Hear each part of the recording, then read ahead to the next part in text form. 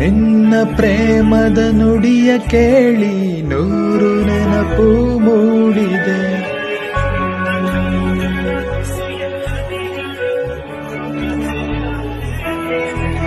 ನಿನ್ನ ಪ್ರೇಮದ ನುಡಿಯ ಕೇಳಿ 100 ನೆನಪು ಮೂಡಿದೆ. ತಾಯಿಯಾಗಿ ಬೆಳೆಸಿದೆ,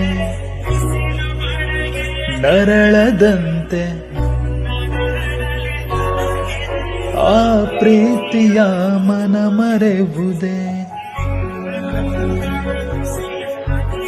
100 ಕಥೆಯ ಹೇಳಿವೆ ನಿನ್ನ ಪ್ರೇಮದ ನುಡಿಯ ಕೇಳಿ 100 ನೆನಪು ಮೂಡಿದೆ.